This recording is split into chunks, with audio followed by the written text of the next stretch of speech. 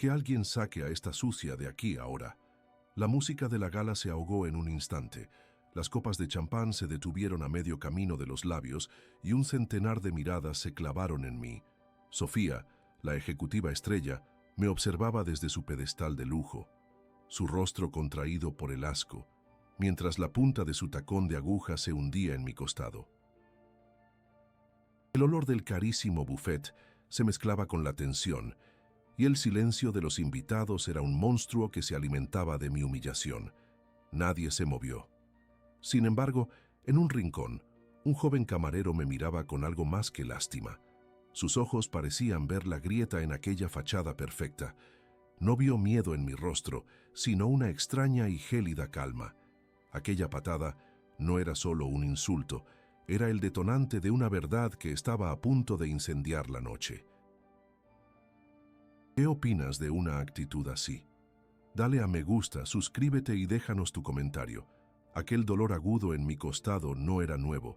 Era un eco, una resonancia de heridas mucho más antiguas que se habían abierto en la infancia, en una casa con olor a lejía y a pan recién hecho, muy lejos del perfume caro que flotaba en este salón. Mi vida no comenzó en el mármol pulido, sino sobre un suelo de baldosas gastadas que mi madre, Carmen, frotaba de rodillas cada noche. Ella era mi único pilar, una mujer que trabajaba de sol a sol limpiando las casas de otros para que yo pudiera tener los libros que ella nunca tuvo. No conocía a mi padre. Mi madre decía que se había marchado a buscar una fortuna que nunca encontró. Su ausencia era un hueco silencioso, llenado por el doble esfuerzo de Carmen.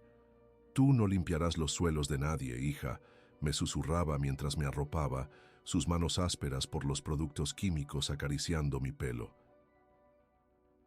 «Tú construirás los edificios». Esa fue la promesa que selló mi destino. Mientras la música en la gala intentaba reanudarse, con un titubeo torpe, como un corazón que vuelve a latir tras un susto, vi el reflejo de la vida de Sofía en los cristales de las copas. Ella, en cambio, nació con un guión ya escrito. Creció en un chalet con jardín y piscina, un mundo donde el silencio no era por ausencia, sino por orden.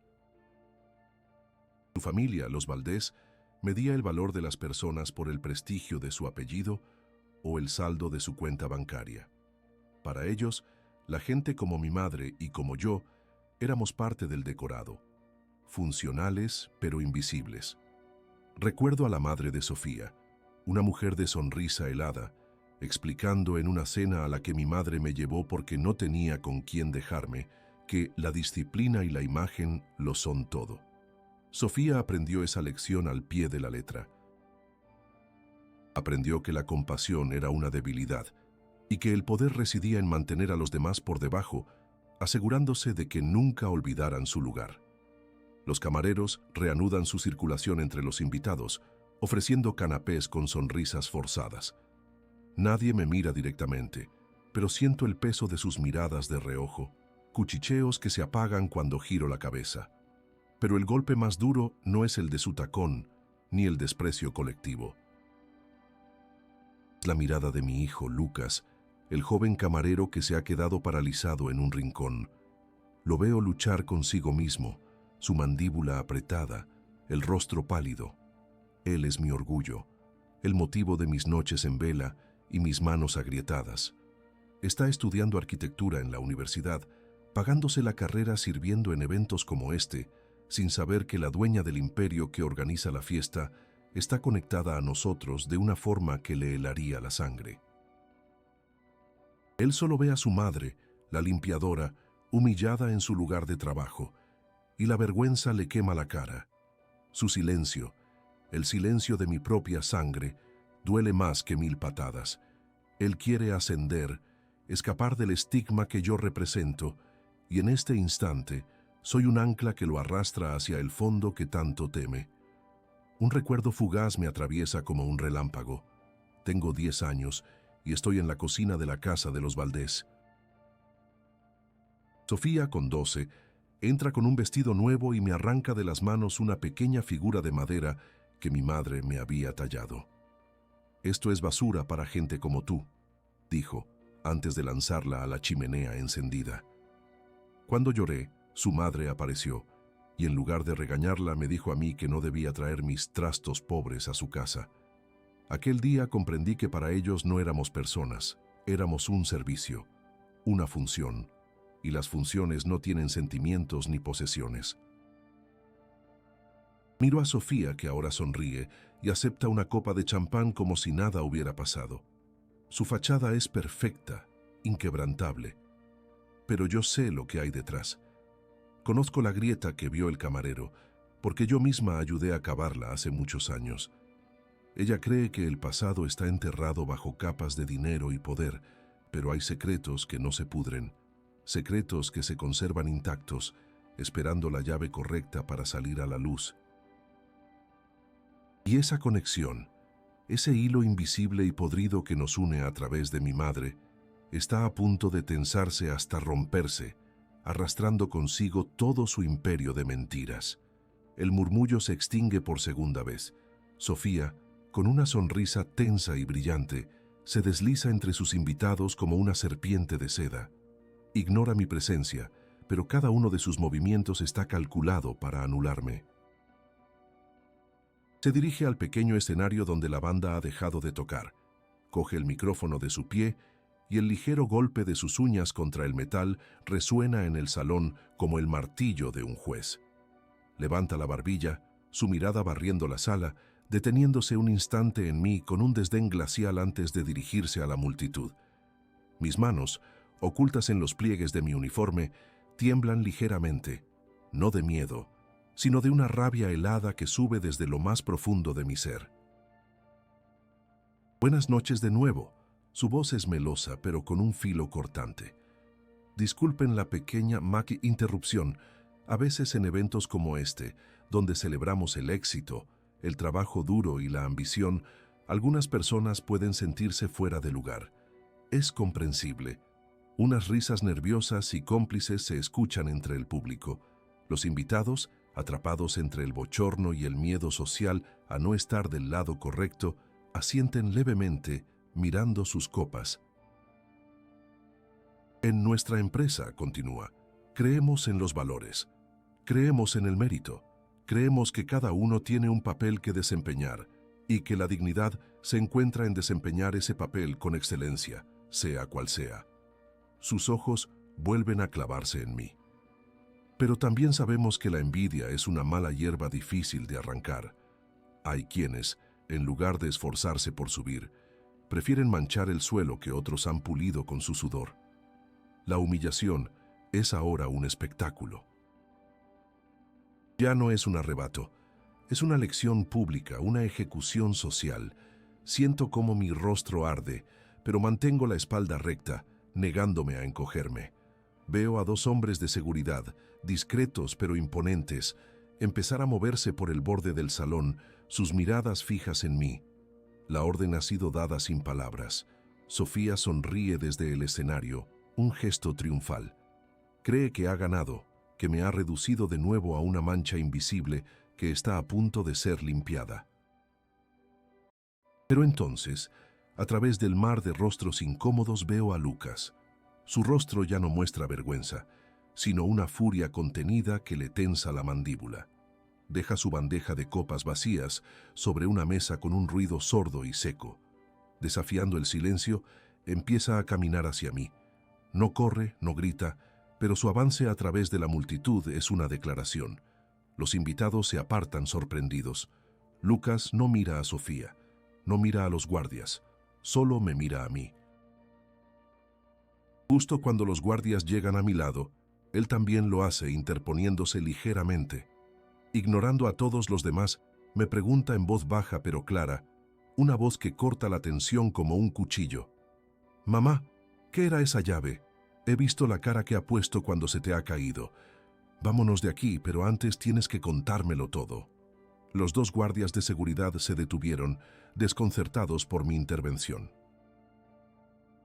La multitud se abrió para nosotros como las aguas de un mar turbio, y yo, sin soltar la mano de mi madre, la guié fuera del salón principal hacia un pasillo de servicio escasamente iluminado.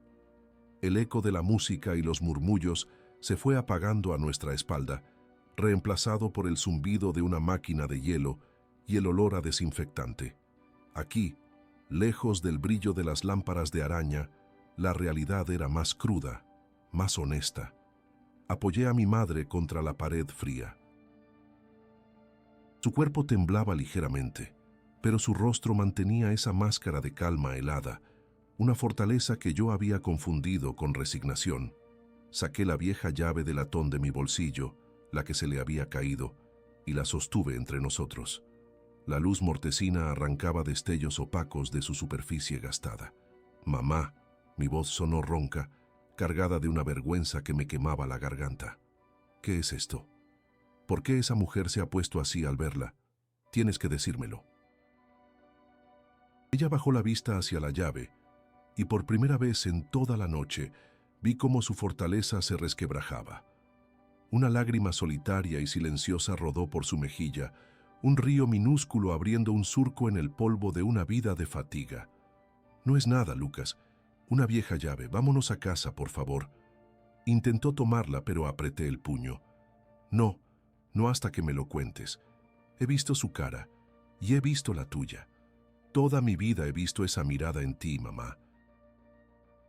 Esa tristeza que nunca nombras, esa que tenías cuando volvías de limpiar casas ajenas con las manos en carne viva para que yo pudiera pagar los libros, la que tenías las noches que cenábamos solo pan con aceite porque el dinero no llegaba. Me hiciste una promesa. Dijiste que yo construiría edificios, no que limpiaría suelos. ¿Qué tiene que ver esa mujer con nuestra vida? ¿Con tu promesa?» Ella cerró los ojos, como si mis palabras fueran golpes físicos. Cuando los abrió, su mirada estaba perdida en un tiempo que yo no conocía. «Esta llave», dijo en un susurro, «abría la puerta del pequeño cuarto donde dormía tu abuela, mi madre, en el sótano de la casa de los Valdés». El apellido cayó como una piedra en un pozo. La casa de Sofía. Mi madre trabajó para ellos toda su vida. Yo crecí allí, entre la cocina y el jardín, viendo a Sofía jugar con muñecas que costaban más que nuestro alquiler de un año. Hizo una pausa, tragando saliva, reuniendo el valor para desenterrar el secreto que la había estado ahogando durante décadas. «Tu abuela siempre me dijo que mi padre se había marchado a buscar fortuna. Era una mentira piadosa para ocultar una verdad mucho más sucia». Me miró directamente a los ojos, y en su mirada vi el dolor de 3 generaciones. El hombre que me abandonó antes de nacer, Lucas, el padre que nunca conociste, fue el señor Valdés, el padre de Sofía. El aire se escapó de mis pulmones. El pasillo pareció encogerse, las paredes acercándose para aplastarme. Sofía, esa mujer arrogante y cruel que había pateado a mi madre, era mi tía. El imperio que ella dirigía, construido sobre el sudor y la humillación de gente como nosotros, estaba cimentado sobre los huesos de mi propia familia. De repente, todo cobró un sentido monstruoso. Su desprecio no era solo clasismo, era el miedo constante a que la verdad saliera a la luz, el pánico a que la sucia del servicio reclamara su parte del legado. Y yo había sentido vergüenza. Vergüenza de mi madre, de su uniforme, de sus manos. La bilis de mi propia cobardía me subió por la garganta. Caí de rodillas frente a ella, incapaz de sostener el peso de mi error. Apoyé mi frente en sus rodillas, y el llanto que había contenido durante años brotó sin control. «Perdóname», sollocé contra la tela barata de su pantalón. «Perdóname, mamá, por cada vez que me avergoncé, por no haber saltado a defenderte, por ser un cobarde. Perdóname». Sentí su mano áspera en mi pelo, la misma mano que me había arropado de niño, acariciándome con una ternura infinita. «No, mi niño, no tienes nada de qué avergonzarte. Yo te oculté esto para protegerte, para que crecieras libre de este veneno». Me levantó la cara. Sus ojos, aunque llenos de lágrimas, ahora brillaban con una nueva luz, una determinación que yo nunca había visto. «Vámonos de aquí, Lucas. Ya no importa». Pero importaba. Ahora importaba más que nunca. Me puse en pie. secándome las lágrimas con el dorso de la mano.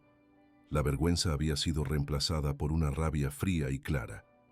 Tomé la llave de mi propia mano y se la puse en la suya, cerrando sus dedos sobre el metal.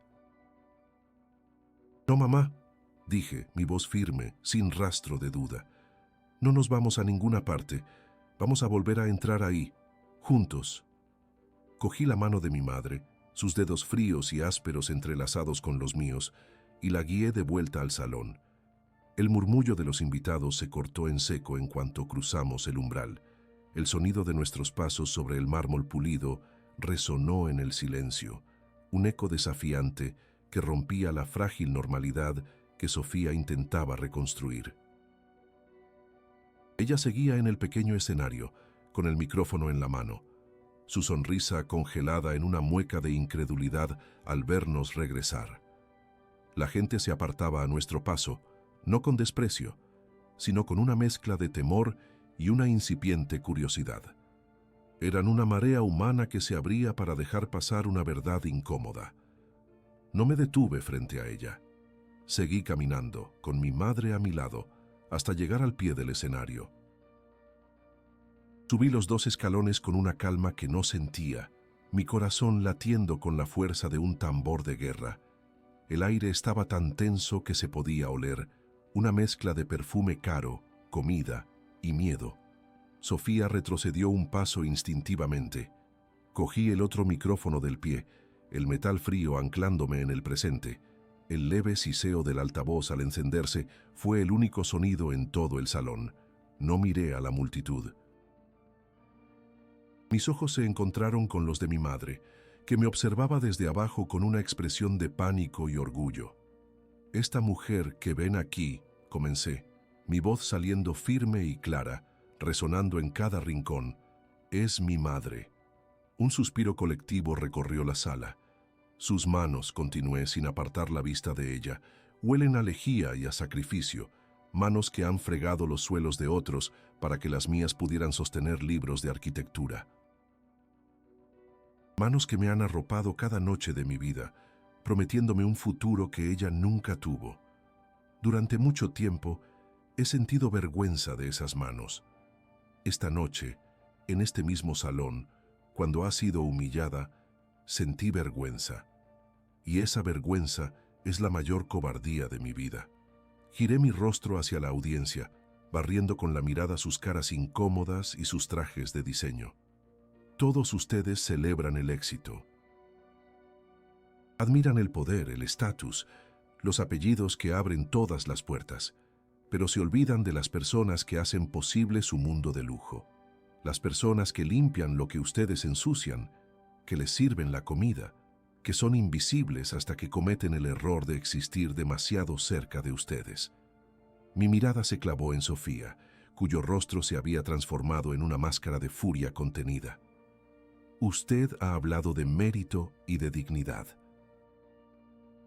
¿Qué mérito hay en patear a una mujer indefensa?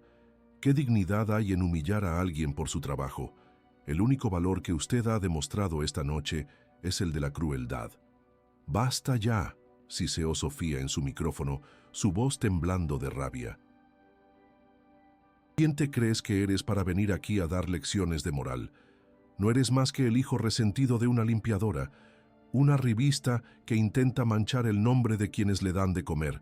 Seguridad, saquen a estas personas de aquí ahora mismo. Pero los guardias no se movieron. Estaban paralizados como todos los demás, observando el duelo. La acusación de Sofía flotó en el aire, pero esta vez sonó hueca, desesperada. Fue entonces cuando levanté la mano, la vieja llave de latón brillando bajo los focos. El silencio se hizo aún más profundo. La respiración de Sofía se enganchó en su garganta. «Esta llave», dije, mi voz bajando a un tono más íntimo, pero amplificada por el micrófono, «no es de un armario de la limpieza. Esta llave abría la puerta de un cuarto húmedo en el sótano de la casa de su padre, señora Valdés, el cuarto donde vivió y murió mi abuela, sirviéndoles toda su vida». Dejé que las palabras se asentaran. Mi madre no es una extraña que ha venido a manchar su suelo, es la prueba viviente de un secreto que usted ha intentado enterrar bajo capas de dinero y desprecio. Es la parte de su historia familiar que ha intentado borrar a patadas. No necesitaba decir más. El escándalo implícito colgaba en el aire, venenoso y denso. Vi la comprensión y el horror florecer en los rostros de los invitados. Los murmullos comenzaron, primero como un zumbido bajo, luego creciendo en un oleaje de cuchicheos y cabezas que se giraban para mirar a Sofía, no con admiración, sino con un juicio helado. Un hombre en la primera fila bajó la cabeza, negando lentamente. Una mujer dejó su copa en una bandeja con un tintineo agudo y definitivo. Entonces, desde el fondo del salón, sonó una palmada, solitaria, desafiante, luego otra y otra. No fue una ovación, sino algo más poderoso. Un lento y firme repudio a la crueldad, un reconocimiento a la dignidad que acababa de ser reclamada. Sofía se quedó petrificada, pálida como el mármol bajo sus pies, su imperio de imagen desmoronándose en tiempo real. Dejé el micrófono sobre el pie con un golpe sordo. Bajé del escenario, ignorándola por completo, como si ya no existiera. Me acerqué a mi madre, que me miraba con los ojos inundados en lágrimas que por fin se atrevían a caer. La abracé con fuerza, sintiendo el temblor de su cuerpo contra el mío. Cogí una botella de agua de la bandeja de un camarero inmóvil y se la ofrecí. Ella bebió un sorbo, su mano temblorosa sostenida por la mía. «Vamos a casa, mamá», le susurré al oído. Y juntos, bajo la mirada de 100 testigos, le dimos la espalda a las ruinas de aquella fiesta y caminamos hacia la salida, con la cabeza bien alta. La brisa de la madrugada nos recibió al salir de aquel edificio de mármol y cristal, y fue como respirar por primera vez en años. Era un aire frío y limpio que barría el olor a champán derramado y a mentiras. Mientras caminábamos por las aceras vacías, la ciudad comenzaba a desperezarse con el murmullo lejano de los primeros camiones de reparto y el canto tímido de algún pájaro madrugador. El cielo pasaba de un negro profundo a un azul cobalto, prometiendo un día nuevo, un día diferente. Lucas no soltó mi mano en todo el camino. No hablamos, pero era un silencio lleno de todo lo que nunca nos habíamos dicho, un silencio que por fin era nuestro, cómodo y sanador. Al día siguiente, el escándalo no estaba en las portadas de los grandes periódicos, sino donde realmente vive la infamia hoy en día, en los blogs de cotilleos y en las redes sociales. La fiesta, por supuesto, había terminado abruptamente tras nuestra marcha. Un titular decía: «Tensión en la Gala Valdés, ejecutiva bajo presión o empleada conflictiva». El artículo incluía una declaración del Departamento de Comunicación de la empresa, hablando de un lamentable malentendido con una exempleada que mostró un comportamiento inapropiado. Intentaban pintar su relato, controlar los daños con el barniz corporativo de siempre.